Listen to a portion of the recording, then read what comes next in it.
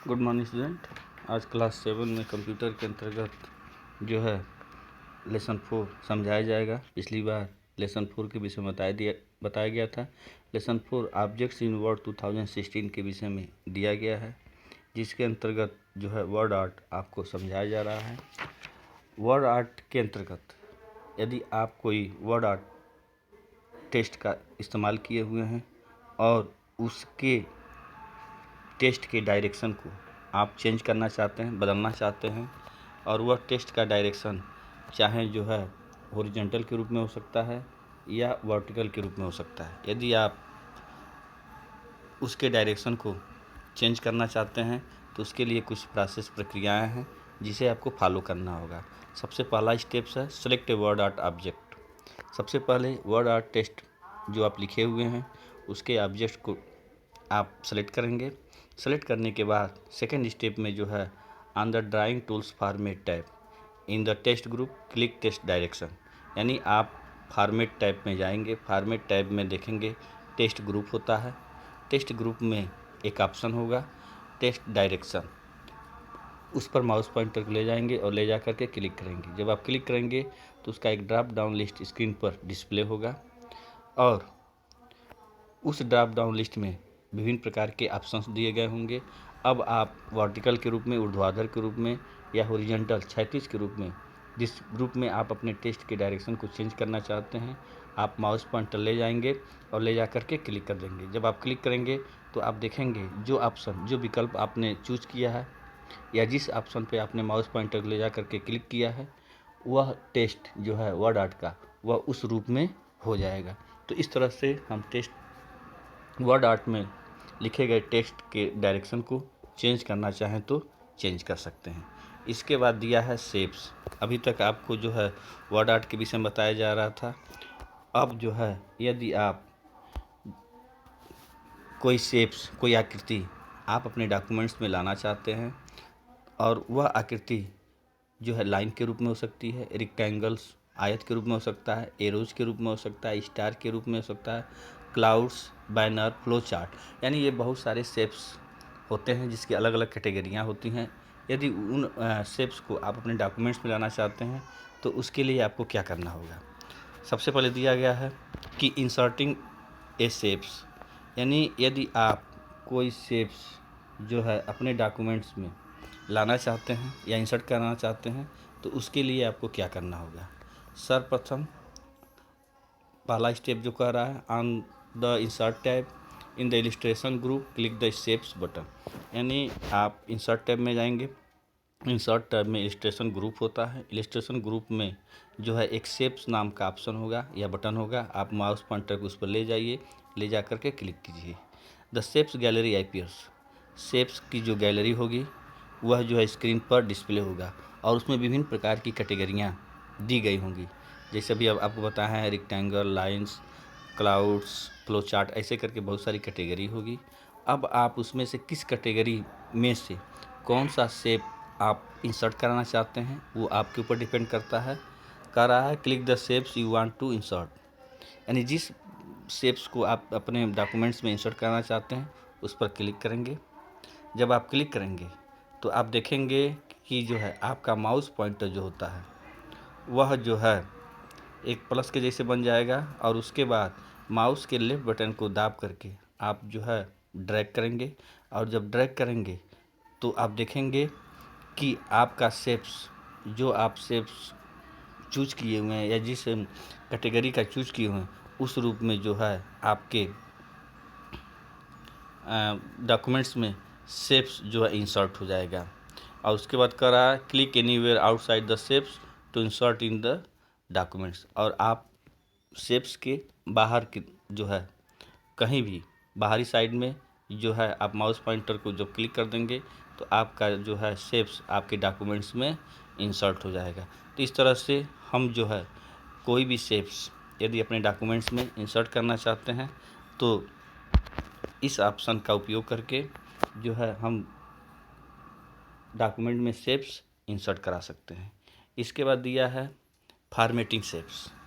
यदि आप जो आकृति या शेप्स अपने डॉक्यूमेंट्स में इंसर्ट कराए हैं उसको फॉर्मेट करना चाहते हैं, यानी उसके रूप, रंग, आकार, डिज़ाइन इत्यादि को या कलर को आप चेंज करना चाहते हैं, तो उसके लिए भी जो है कुछ प्रोसेस हैं, प्रक्रियाएं हैं, उसको आपको फॉलो करना होगा। और इसके लिए सर्वप्रथम जो है आपको फॉर्मेट टैब में जाना होगा। फॉर्मेट टैब में आप देखेंगे एक ऑप्शन होगा shape fill. Shape fill option पे आप क्लिक करेंगे। जब आप क्लिक करेंगे तो आपको जो है एक कलर बॉक्स मिलेगा। कलर बॉक्स के अलावा जो है आपको picture, gradient, colour and texture ऐसे करके विभिन्न प्रकार के ऑप्शंस आएंगे। आप उसमें से जो भी आप लेना चाहें, यानी कलर चेंज करना है या टेक्सचर का, जिसका भी आप उपयोग करना चाहें, आप उस पर क्लिक करके उसके विभिन्न प्रकार के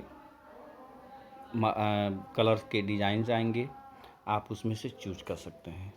फिर दिया है शेप आउटलाइन। शेप आउटलाइन जो है इसके माध्यम से यदि आप अपने शेप्स की जो है जो बाहरी किनारा है उसको आप चेंज करना चाहते हैं, उसके कलर को चेंज करना चाहते हैं या उसके मोटाई को या उसके पैटर्न को चेंज करना चाहते हैं, तो आप शेप आउटलाइन में जाइए और उसमें जो है कलर होगा, थिकनेस होगा, पैटर्न्स होगा, आप उसमें से चूज कर सकते हैं और चूज करके आप अपने शेप्स में जो है आउटलाइन दे सकते हैं। तीसरा है शेप इफ़ेक्ट्स। शेप इफ़ेक्ट्स में जो है विभिन्न प्रकार के इफ़ेक्ट्स आते हैं, जैसे रिफ्लेक्शन का, शैडो का, 3D का, ऐसे करके बहुत सारे इफ़ेक्ट्स आते हैं। और आप शेप इफ़ेक्ट में जा कर के उसके विभिन्न प्रकार के ऑप्शंस खुलेंगे और उस ऑप्शन में यदि आप छाया देना चाहते हैं, ग्लो देना चाहते हैं या रिफ्लेक्शन देना चाहते हैं, तो या 3D रोटेशन करना चाहते हैं, तो वो सारे ऑप्शन आएंगे। और प्रत्येक ऑप्शन के अपने सब ऑप्शन होते हैं। उन सब ऑप्शनों में से जो आपको अच्छा लगता है आप चूज करके अपने शेप का इफ़ेक्ट्स दे सकते हैं। इसके बाद है शेप स्टाइल। शेप आप लाए हुए हैं और उस शेप के स्टाइल को यदि आप चेंज करना चाहते हैं, बदलना चाहते हैं या उसमें कुछ संशोधन करना चाहते हैं, तो वह प्रोसेस भी आप फॉर्मेट टैब के माध्यम से कर सकते हैं। फॉर्मेट टैब में आप देखेंगे शेप स्टाइल नाम का एक ऑप्शन होगा, आप उस पर क्लिक करेंगे। जब आप उस पर क्लिक करेंगे तो आपके शेप्स के स्टाइल से संबंधित विभिन्न प्रकार के स्टाइल्स आएंगे, उसमें कलर, लाइन्स, शेप इफ़ेक्ट्स इत्यादि होंगे। अब आप उसमें से जो भी चूज करना चाहते हैं चूज करके जो है आप अपने शेप्स का इफ़ेक्ट्स दे सकते हैं। इसके बाद दिया हुआ है जो है adding text inside A shape. यदि आप अपने शेप्स में के अंदर जो है टेक्स्ट का उपयोग करना चाहते हैं, यानी उसके अंदर कुछ लिखना चाहते हैं, तो उसके लिए आपको क्या करना होगा। सबसे पहले आप सेलेक्ट ए शेप्स, जो आकृति है उसको आप सेलेक्ट करेंगे और सेलेक्ट करने के बाद जो है type required text in the shapes, तो जो है आप उसमें जो भी कुछ टाइप करना है वो टाइप करेंगे। यानी कहने का मतलब ये है कि आप जो है सबसे पहले शेप्स को सेलेक्ट कर लीजिए। सेलेक्ट करने के बाद सबसे आसान तरीका है माउस के राइट बटन को क्लिक कीजिए। राइट बटन को क्लिक करेंगे तो वो ये किताब मैंने दिया हो बता रहे हैं, राइट बटन को क्लिक करेंगे तो उसमें उसका एक लिस्ट स्क्रीन पर डिस्प्ले होगा। उस लिस्ट में जो है ऐड टेक्स्ट नाम का ऑप्शन होगा। ऐड टेक्स्ट पर आप माउस पॉइंटर को ले जाइए और ले जा कर के क्लिक कर दीजिए। जब आप क्लिक कर देंगे तो आपका कर्सर जो है आपके शेप्स के अंदर आ जाएगा और उसके बाद यदि आपको जो कुछ भी लिखना है आप उसमें कीबोर्ड का इस्तेमाल करके आप जो भी टेक्स्ट, चाहे वो अक्षर के रूप में हो, चाहे संख्या के रूप में हो, चाहे चिन्ह के रूप में हो, आप जो है लिख सकते हैं। लिखने के बाद माउस पॉइंटर को उस शेप्स के बाहर लाइए और ला करके माउस के लेफ्ट बटन को आप क्लिक कर दीजिए। आप जो है उस शेप से बाहर निकल जाएंगे और आपके द्वारा जो भी टेक्स्ट लिखा गया है वह उस शेप्स के अंदर जो है इंसर्ट हो जाएगा। तो इस तरह से हम जो है यदि शेप्स लाना चाहते हैं ला सकते हैं। उसमें जो है यदि उसको फॉर्मेट करना चाहते हैं, उसके रूप, रंग, आकार, डिज़ाइन इत्यादि को चेंज करना चाहते हैं तो फॉर्मेट टैब में जा कर के shape fill, shape outline, shape effects, shape, style इत्यादि ये सारे ऑप्शंस होते हैं जिसका हम इस्तेमाल कर सकते हैं। इसके अलावा यदि उसके अंदर कुछ लिखना है तो लिखने के लिए जो है उस शेप्स को सेलेक्ट करके माउस के राइट बटन को क्लिक करेंगे। राइट बटन क्लिक करेंगे, एक ड्रॉप डाउन लिस्ट आएगा, उसमें एड टेक्स्ट नाम का एक ऑप्शन होगा।